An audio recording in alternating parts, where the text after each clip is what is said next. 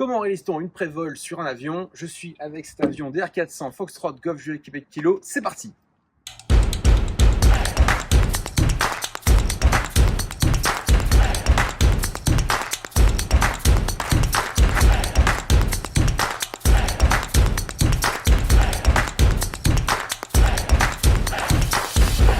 Québec Kilo, piste 26 heures autorisée de décollage. Salut tout le monde! J'imagine qu'en prenant l'avion, vous avez pu voir à travers la porte de votre embarquement les pilotes de ligne faire le tour de leurs avions, ou dans votre film préféré Top Gun, voir Maverick en train de triturer ses missiles, voir s'ils sont bien accrochés. Vous l'avez compris, il s'agit de la prévol. Mais concrètement, qu'est-ce qu'une prévol? Qu'est-ce que la checklist nous impose d'examiner? Et en quoi la prévol est-elle une étape indispensable à ne pas négliger? C'est parti! On pourra donner une définition qu'une prévol consiste en un examen visuel du pilote qui consiste à vérifier dans un premier temps la cabine, puis ensuite se poursuit par une visite extérieure à pied tout autour de son avion, le but étant de pouvoir détecter d'éventuelles anomalies ou pannes avant qu'elles n'arrivent en vol. Alors, cette prévol ou visite avant vol est obligatoire pour tout type d'avion. Ainsi, les pilotes de ligne, les pilotes de chasse ou pilotes d'avions légers réalisent cette prévol. C'est aussi valable pour les pilotes d'épandage ou les pilotes de Canadair. Cette prévol ne s'improvise pas, elle est notifiée dans une checklist que vous avez ici, reprenant point par point tous les éléments qui sont à revoir. Cette prévol évolue au fil des années grâce aux expériences et retours d'expérience de chacun. Je vous propose de réaliser cette visite avant vol sur ce DR400 en reprenant l'ensemble de la checklist avec les composants concernés par cet examen. Alors, la première chose à faire en arrivant à l'avion, c'est de vérifier la symétrie des amortisseurs. Pour ça, c'est pas compliqué. On prend un peu de recul et on check si l'avion est symétrique de droite et à gauche. Là, on constate qu'il n'y a pas l'avion qui penche plus d'un côté que de l'autre. La symétrie est vérifiée. Par la suite, on va retirer la fourche de tractage, cette barre qui est attachée au carénage aérodynamique du train avant. C'est très important de la retirer parce que si jamais on l'oublie, le risque c'est que vous partiez en vol avec. Ce sont des choses qui sont déjà arrivées et vous trouverez d'ailleurs un exemple dans la description. Mais c'est aussi le fait que au moment où vous démarrez l'hélice, que la barre soit attrapée par l'hélice et que celle-ci soit catapultée quelque part sur notre avion, sur des gens ou sur le hangar. Donc on préfère éviter. Alors ensuite on a les cache-pitots qui sont à retirer tout de suite, mais pour une meilleure fluidité de la vidéo et pour vous expliquer en quoi consistent tous les composants, je les retirerai un petit peu plus tard. L'autre point important, c'est la purge. Purger son avion, surtout lorsque c'est le premier vol. Alors, pourquoi purger un avion? Vous allez vous dire, quand vous avez une voiture, vous ne la purgez pas. Il faut comprendre que ce DR400, comme n'importe quel autre avion, va vous endormir soit dehors, soit en hangar. Et après une journée particulièrement ensoleillée et chaude comme celle-ci, avec peut-être un fort taux d'humidité relative, vous allez avoir de la condensation qui va apparaître dans le réservoir, et surtout pendant la nuit. Ça peut aussi arriver quand vous avez un réservoir qui n'est pas totalement plein. Qu'est-ce qui va se passer? Des coups d'eau vont apparaître sur les parois et celles-ci vont tomber dans le carburant et vont le contaminer. C'est quelque chose qui est assez délicat car un carburant contaminé risque de provoquer des performances moteurs altérées avec des ratés, le moteur qui tout saute. Je vous laisse imaginer un moteur qui perd de la puissance pendant le décollage ou l'atterrissage, on préfère éviter. Afin de vérifier la présence ou non d'eau dans le réservoir, nous allons utiliser ce petit gobelet avec une tige métallique. L'idée, c'est d'aller chercher l'interrupteur qui se trouve là. Cet interrupteur de purge, vous en avez trois. Un sous le siège du pilote, un autre sous le siège passager et un à l'avant. Donc l'idée c'est quoi? C'est que vous introduisez le gobelet avec la tige, vous poussez et vous allez retirer du liquide qui se trouve ici. Ce liquide, ce carburant, c'est de l'avgaz sans LL. L'avgaz sans LL est un carburant de couleur bleue qui pèse plus léger, qui est plus léger que l'eau. Il faut savoir que 1 litre d'eau égale 1 kg, 1 litre d'avgaz égale 0,72 kg. Donc ce qui va se passer, c'est que s'il y a de la présence d'eau, cette eau qui est plus lourde que le carburant va tomber directement au fond du verre. Vous allez avoir une différence de couleur, le carburant étant bleu, l'eau sera soit grise ou jaune sale. Donc là on peut constater il n'y a pas de présence d'eau dans le carburant, ce qui est bon signe. Si jamais vous avez de la présence d'eau, qu'est-ce qu'on va faire? L'idée c'est qu'on va déjà secouer l'avion, de façon à ce que le carburant puisse épouser toutes les parois du réservoir.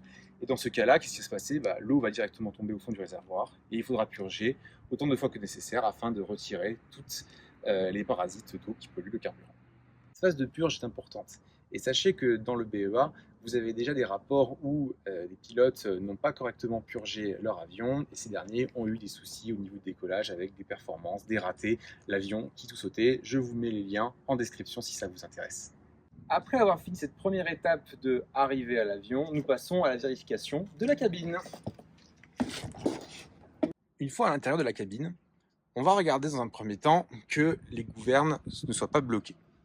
Dans ce cadre-là, elles ne soient pas bloquées, c'est un très bon point. On va regarder au niveau du plancher et au niveau des palonniers qu'il n'y ait pas la présence de corps étrangers qui pourraient bloquer ou déranger pendant les phases de pilotage. Une fois qu'on a checké tout cela, alors vous avez aussi la roulette de trim qu'on peut mettre au neutre et vérifier effectivement que la gouverne réponde bien.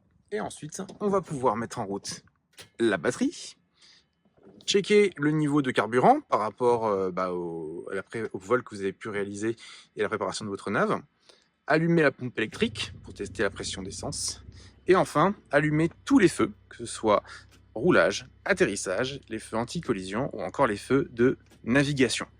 Et à partir de ce moment-là, on va faire un premier tour de notre avion. Alors le premier feu qu'on va checker sera le feu anti-collision qui émet un flash, donc celui-ci fonctionne, c'est très bien. Vous allez ensuite pouvoir regarder le feu blanc à l'arrière, qui vous indique que l'avion est derrière, qui est toujours blanc. On poursuit. Vous avez un feu vert à la droite. On vérifie qu'il fonctionne bien. C'est parfait. On va ensuite regarder ce qui est de cet interrupteur, qui est l'alarme de décrochage. Vous avez un bruit, ça veut dire que le système fonctionne. On poursuit. On regarde que le feu de décollage et d'atterrissage fonctionne bien, ce qui est le cas. Dernier feu de navigation qui est rouge, sur l'aile de gauche. Et une fois que c'est terminé, on rentre dans l'avion et on peut à nouveau éteindre tout ce qui va être feu, pompe et batterie. Maintenant que la visite cabine est terminée, on va pouvoir faire le tour de l'avion et commencer par le réservoir de carburant. On enlève le bouchon, on vérifie que l'arrivée n'est pas obstruée, qu'il n'y a pas de corps étranger. Si c'est tout bon de ce côté, on peut refermer. On va passer au niveau de la prise statique. Vous voyez ici, vous avez ce petit drapeau qu'on appelle en aéronautique une flamme. Elle permet de protéger la prise statique. Qu'est-ce qu'une prise statique? C'est un capteur qui va permettre de capter la pression statique. Alors, qu'est-ce que la pression statique? Tout simplement, la pression statique, c'est la pression d'un gaz qui est au repos. La pression atmosphérique est une pression statique. Elle est positionnée à cet endroit du fuselage, de façon à ce que l'écoulement de l'air ne vienne pas gêner la captation de la pression statique, puisque celle-ci doit être captée au repos et non quand l'air est en mouvement. C'est important de vérifier que l'orifice ne soit pas obstrué, de façon à ce qu'on puisse avoir des données anémométriques qui soient correctes, notamment au niveau de l'altitude, de la vitesse verticale ou encore de la vitesse de l'avion via l'anémomètre ou encore le badin. Une fois la prise statique, on va regarder au niveau des antennes. Donc ces deux antennes qui vous permettent de capter la radionavigation, votre VHF et votre balise ELT qui est votre balise de détresse. L'idée, c'est qu'avec un toucher très doux, on vérifie que les antennes sont bien connectées, que tout aille bien.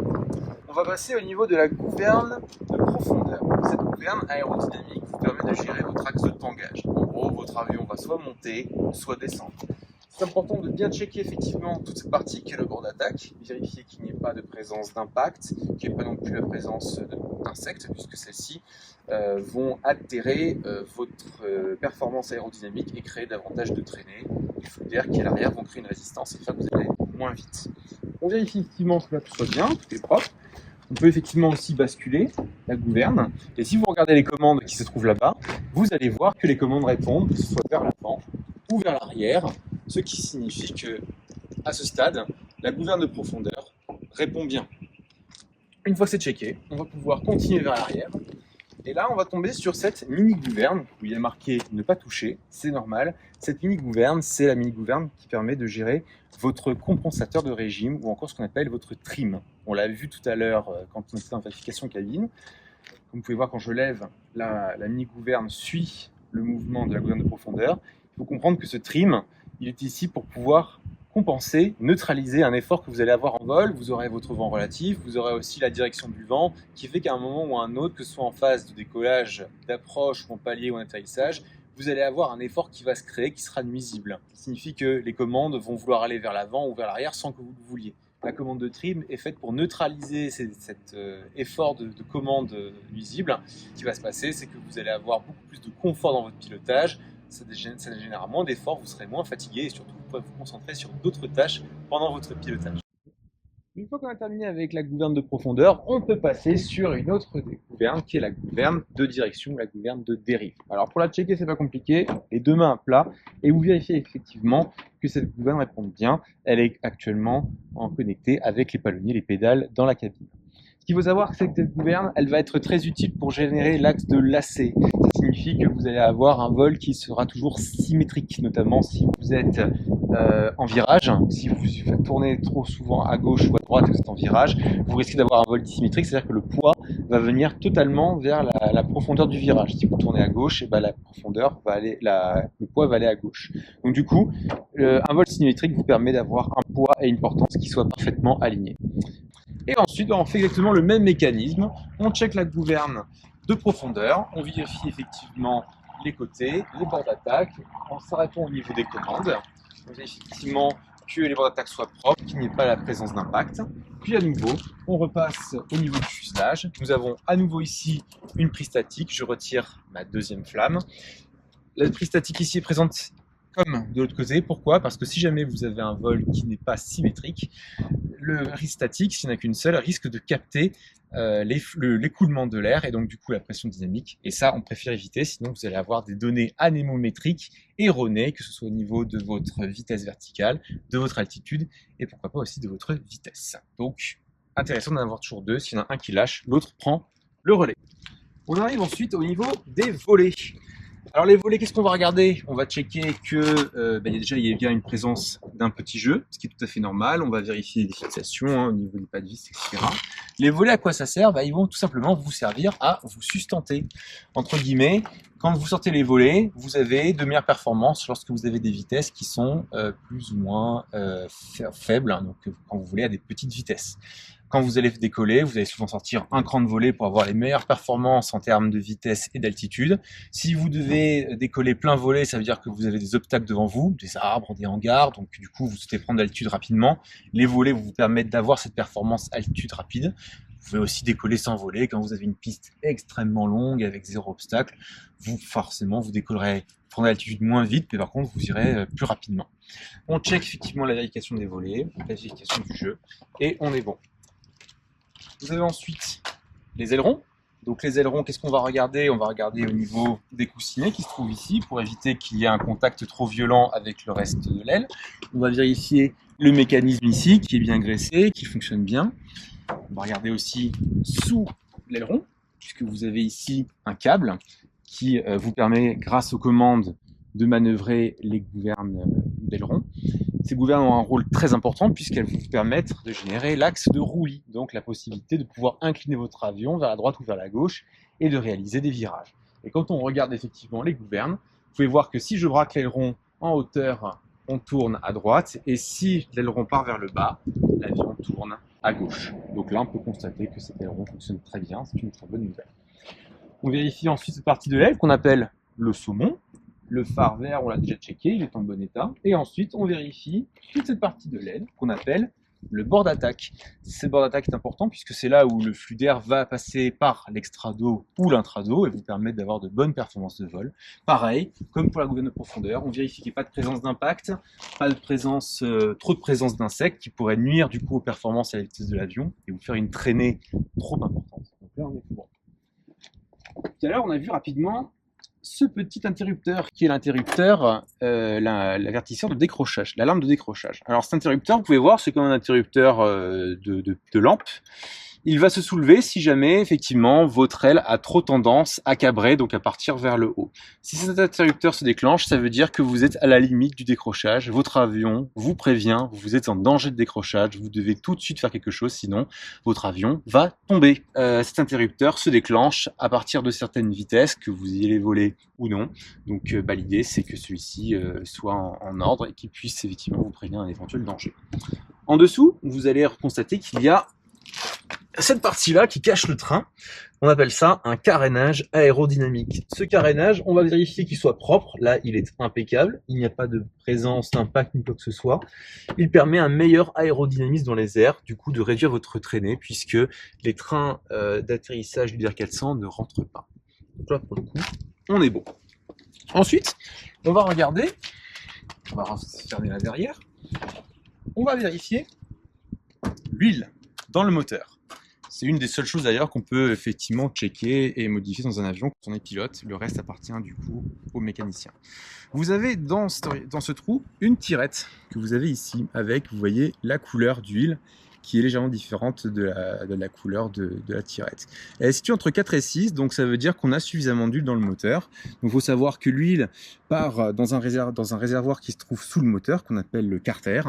Elle va être stockée ici et elle permettra du coup une bonne lubrification du moteur et faire en sorte aussi que le moteur ne chauffe pas. Et si jamais effectivement le moteur chauffe, la température d'huile va monter et c'est un indice comme quoi vous avez un souci moteur et qu'il faut très rapidement vous poser, en tout cas réduire le régime des gaz, sortir les volets, voler à basse vitesse et vous poser rapidement, interrompre votre vol.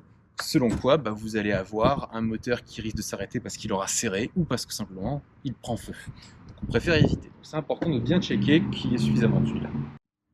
Une fois que c'est fait, on vérifie que le capot se ferme bien. Vous avez le petit clic. On est bon. On va ensuite passer effectivement au check de l'hélice. On vérifie effectivement que l'hélice n'ait pas d'impact, qu'elle ne soit pas abîmée dans un sens comme dans l'autre. On va arriver ensuite au cône de l'hélice. Ce cône, vous voyez, est parfaitement propre. Il n'y a pas d'impact ni que ce soit. Il a un double rôle, vous l'avez vu, par sa forme, il va jouer sur l'aérodynamisme, mais pas que. Il va aussi permettre un meilleur écoulement d'air dans les prises d'air qui se trouvent sur ces côtés-là, et donc de mieux refroidir le moteur. C'est très difficile d'accès par le visuel, mais ici vous avez la courroie. Vérifiez effectivement la tension de la courroie, vérifiez qu'elle ne soit pas trop tendue ni trop souple, un peu comme quand vous avez dans une voiture. Ici vous avez la prise d'air, pareil, vérifiez que celle-ci est impeccable, qu'il n'y ait pas de corps étranger ni quoi que ce soit. Et enfin, de la même manière, vous vérifiez le carénage, qu'il n'y ait pas de présence d'impact, qu'il soit propre, donc celui-ci est en bon état. Et ensuite, on passe sur le côté où vous avez le pot d'échappement.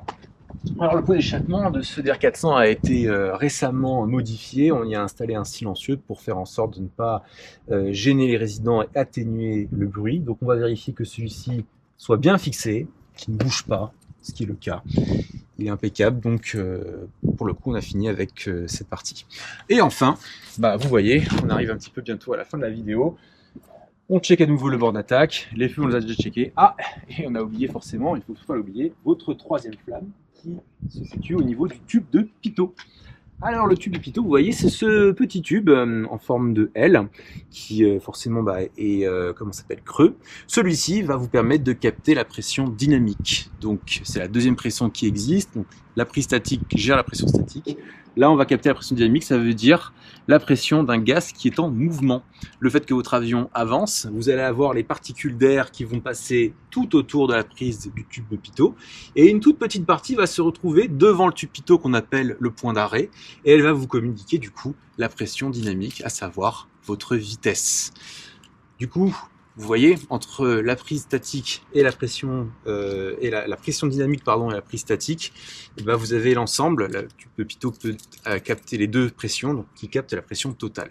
Mais vous voyez, c'est pas mine de rien anodin de vérifier que ces tubes et ces prises ne soient pas obstrués, parce que si jamais c'est le cas ou que vous oubliez de retirer les flammes, le risque c'est que vous n'ayez tout simplement pas d'indication de vitesse, d'altitude, de vitesse verticale. Et je vous laisse imaginer le tableau quand vous êtes en décollage et que vous vous rendez compte que vous êtes soit en survitesse ou en sous-vitesse et que vous n'allez peut-être pas le voir tout de suite ou voir que vous n'avez pas de vitesse du tout. À ce stade, vous regardez dans la description, vous avez des exemples de rapports où des caches ont pu être oubliés. Et un des accidents d'avion les plus graves qu'il y a eu, c'était en 96. C'était le vol Lima 6, Aéro Lima 603. Qui décollait de Lima. Celui-ci s'est écrasé. Pourquoi? Parce que le personnel de maintenance à l'aéroport a lavé l'avion, mais il n'avait pas de flamme pour protéger les tubes de pitot et les prises statiques. Ils ont mis à la place du ruban adhésif. Et lorsqu'ils ont terminé de laver l'avion, il faisait nuit, ils ont oublié de retirer ces fameux rubans adhésifs. Les pilotes ont fait l'après-vol. Ils n'ont pas constaté la présence de flammes, mais ils n'ont pas non plus vu les rubans adhésifs transparents. Ce qui fait que quand ils ont décollé, le pilote et le copilote se sont retrouvés avec des données anémométriques qui étaient confuses, qui étaient opposées en fonction des deux postes de pilotage. Vous aviez des alarmes de survitesse et de décrochage qui se déclenchaient à la fois. Les pilotes ne voyaient rien, ils faisaient nuit, ils avaient zéro rapport visuel. Et du coup, ils ont malheureusement perdu le contrôle de l'avion et celui-ci s'est abîmé en mer. Donc vous voyez l'importance effectivement de bien checker durant l'après-vol les sons de pitot les prises statiques et d'ailleurs l'ensemble des éléments pour éviter un accident en vol. Et enfin du coup on termine le bord d'attaque, le saumon qui est déjà checké comme sur le trail et à nouveau l'aileron, les commandes répondent au niveau de l'avion, on check en dessous, on vérifie que les câbles soient bien connectés, que tout se passe bien, comme c'est le cas ici.